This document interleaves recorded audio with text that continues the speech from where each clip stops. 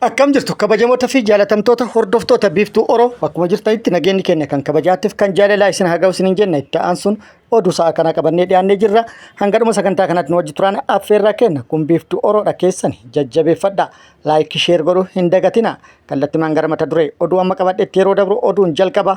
Daandiin qilleensa Itoophiyaa gara kibba Oromiyaa godina Booranaa Yaabeellootti fulbaana 25,2017 akka lakkoofsa Itoophiyaa irraa jalqabee balalii gara Yaabeellootti kan taasisu ta'uu beeksisee jira. Dabalata odeeffannoo kana qabna.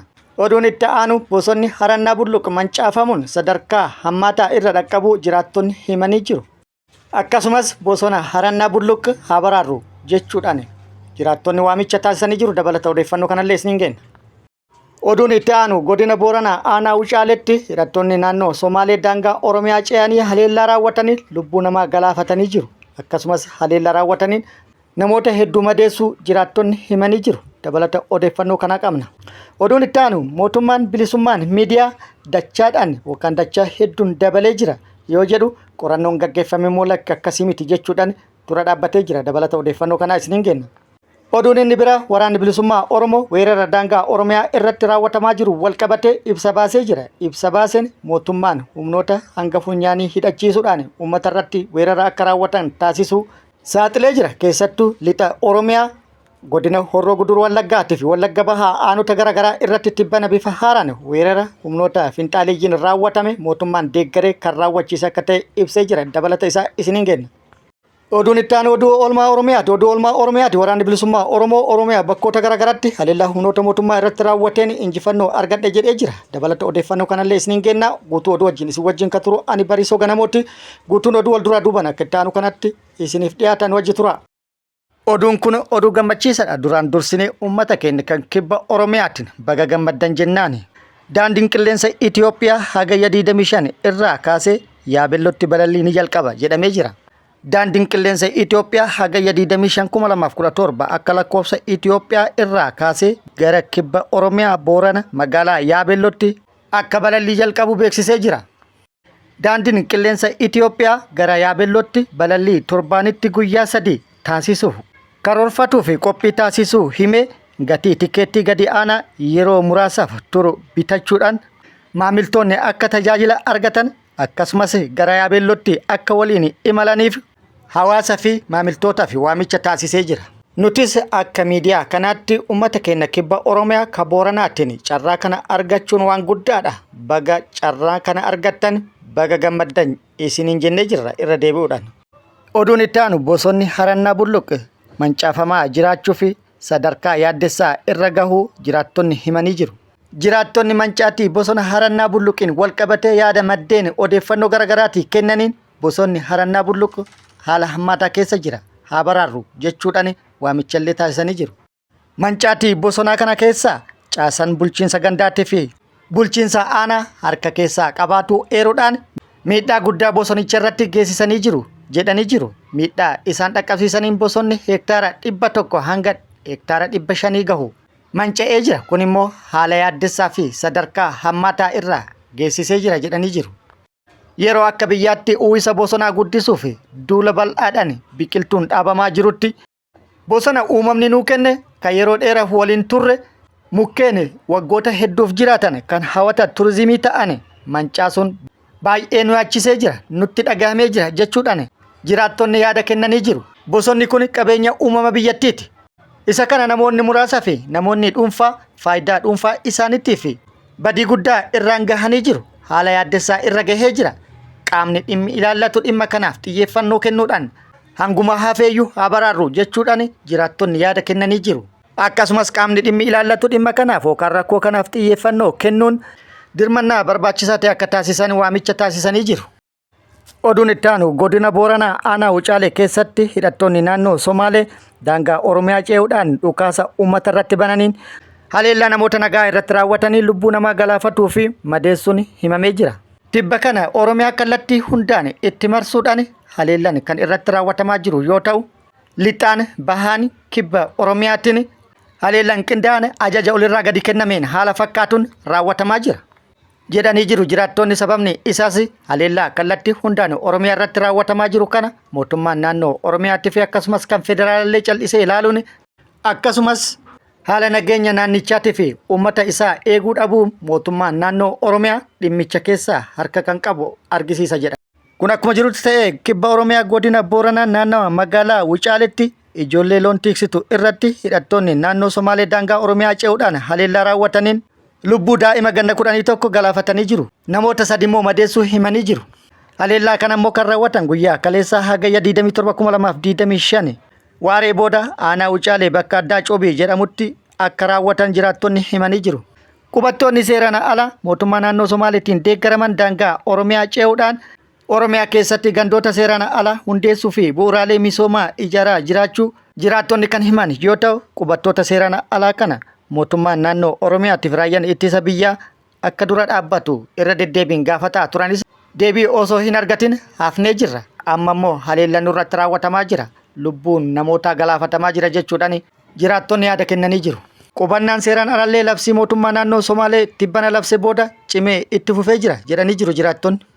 Oduun itti aanu mootummaan bilxiginnaa bilisummaa miidiyaalee biyya keessaa hedduu dabalee jira jedha.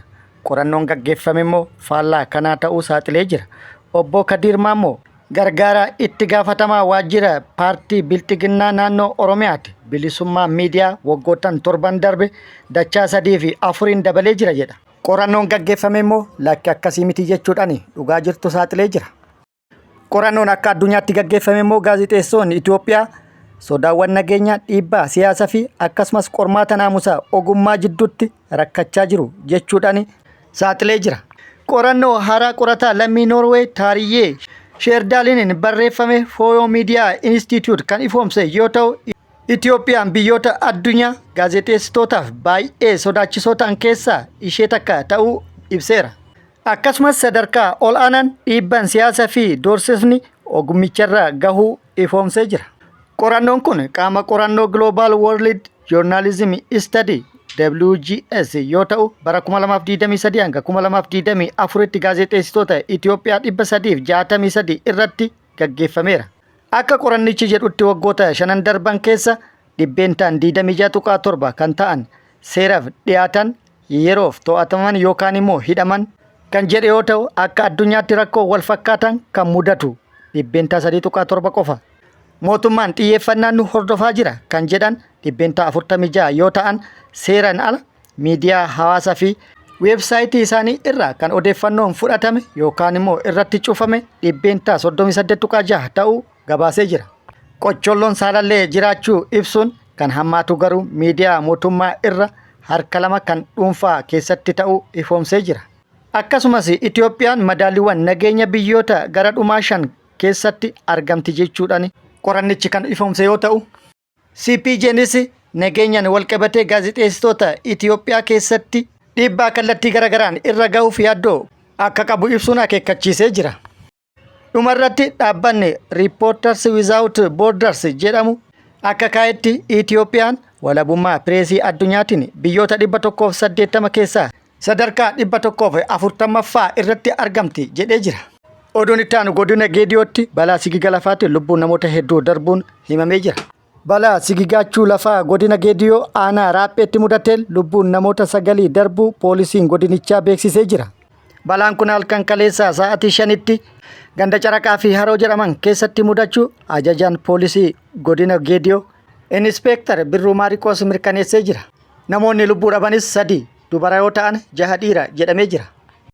Oduun itti aanu oduu oolmaa Oromiyaati. Oduu oolmaa Oromiyaati. Lolli Oromiyaa bakkoota garaagaraatti loltoota mootummaa bilxiginnaatii fi waraana bilisummaa Oromoo gidduutti deemaa jiru akkuma itti fufetti jira. Waraanni bilisummaa Oromiyaa bakkoota garaagaraatti fufteedhaan haleellaa humnoota mootummaa bilxiginnaa irratti raawwataa jiru cimsee itti fufuu beeksisee jira. Haaluma kanaan waraanni bilisummaa Oromoo zoonii kibba baha Oromiyaa tibba kana fufteedhaan aanota garaagaraa keessatti tarkaanfii fudhataa jiru cimsee itti fufuu beeksisuudhaan kibba baha Oromiyaa Arsii baha aanaa Muneessatti haleellaa humnoota mootummaa irratti raawwatee miidhaa guddaa irratti dhaqqabsiisuu beeksisee jira. Arsii baha aanaa Muneessaa ganda Gujichaa iddoo addaa Laga Tajii jedhamutti haxxee hidhuudhaan humnoota mootummaa bilxiginnaa bobbaate irratti haleellaa raawwateen miidhaa guddaa irratti dhaqqabsiisuun hedduu addunyaa kanarraa godaansee hedduu madoodhaan adabuun akkasumas meeshaalee waraanallee irraa hiikkatuun injifannoo irratti argadhe jedhee jira. Haaluma wal fakkaatu waraanni bilisummaa Oromoo zoonii lixa Oromiyaa bakkoota garaagaraatti fufteedhaan haleellaa humnoota mootummaa biltiginnaa irratti raawwataa jiru cimsee itti fufuu beeksisuudhaan haleellaa bakkoota garaagaraatti humnoota mootummaa biltiginnaa irratti raawwateen immoo injifannoo argatu beeksisee jira. Lixa Oromiyaa Wallagga Bahaa aanaa Saasiggaatti haleellaa humnoota mootummaa biltiginnaa irratti raawwateen injifannoo argadhe jedhee jira. Aanaa Saasiggaa ganda Gaalloo Jaanjaa iddoo adda Mallaa jedhamutti haleellaa humnoota mootummaa biltiginnaa irratti raawwateen humnoota mootummaa biltiginnaa hedduu addunyaa kanarraa godaansee hedduu madoodhaan adabee meeshaalee waraanallee irraa hiikkatuudhaan injifannoo irratti argadhe jedhee jira. Haaluma wal fakkaatuun waraanni bilisummaa Oromoo har'as giddugala Oromiyaa aanaalee garaagaraa keessatti tarkaanfii humnoota mootummaa irratti fudhateen miidhaa guddaa irratti dhaqqabsiisuun injifannoo akka irratti argate beeksisee jira. Har'a hagayya 28,2025 giddugala Oromiyaa kaaba Shawaa aanaa Yaayyaa Gullalleetti tarkaanfii loltoota biltiginnaa irratti fudhatu beeksisee jira. Tarkaanfii loltoota biltiginnaa irratti fudhateen loltoota biltiginnaa hedduu addunyaa kanarraa godaansee hedduu madoodhaan adabuun injifannoo boonsaa irratti argadhe jedhee jira. Akkasumas haaluma wal fakkaatuun waraanni bilisummaa Oromoo aanaa Iluutti haleellaa humnoota mootummaa biltiginnaa irratti raawwateen loltoota biltiginnaa kaan addunyaa kanarraa godaansisuun kaan immoo madoodhaan adabuun injifannoo irratti argadhe jedhee jira. Akkasumas aanaa Dirreettis haaluma wal fakkaatu loltoota biltiginnaa irratti haleellaa raawwateen injifannoo irratti argatu beeksisee jira. Guutuu fi dabalata odeeffannoo kana akkuma nu ga'een qabannee dhufna. Oduu injifannoo kanatti aansuudhaan ibsa waraanni bilisummaa Oromoo ABO'n baase isiniin geenna.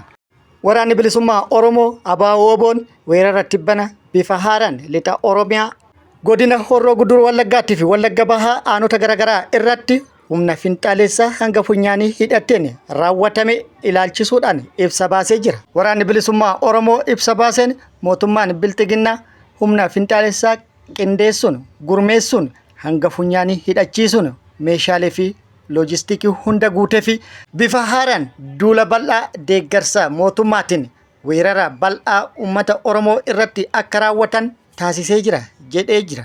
Humnoonni finxaalessaa kun hanga funyaanii mootummaadhaan hidhachiifamuun uummatatti duulchifamanii miidhaa guddaa uummata irratti dhaqqabsiisanii jiru. Lubbuu namaa galaafatanii jiru. Uummata buqqisanii jiru. Qabeenya saamanii jiru. Qabeenya kaan immoo mancaasanii jiru. Kana immoo kan raawwachiise mootummaa biltiginnaati jedhee jira. Akkasumas waraanni bilisummaa Oromoo qabeenya badeef, qabeenya manca'eef, lubbuu namaa badeef akkasumas uummata buqqa'eef itti gaafatamaan mootummaa biltiginnaati jedhee jira.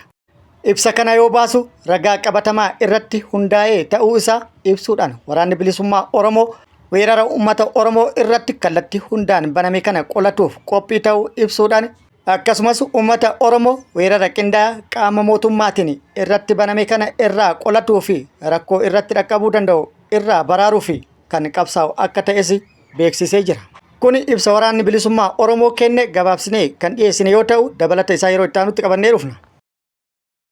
Oduu kaaba Itoophiyaa irraa nu geetteen kaaba Itoophiyaatti TPLF garoota garaagaraa waliin qindoomuudhaan haleellaa humnoota mootummaa biltiginnaa irratti raawwatu maddeen odeeffannoo garaagaraa gabaasanii jiru.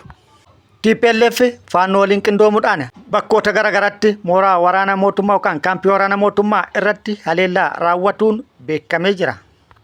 Kaampota waraana mootummaa haleellan irratti raawwatame kaampii waraana mootummaa Raayyaa Qobboo akkasumas Gondar daangaa Sudaan wal qunnamsiisuu irratti argamu irratti akka ta'es beekamee jira.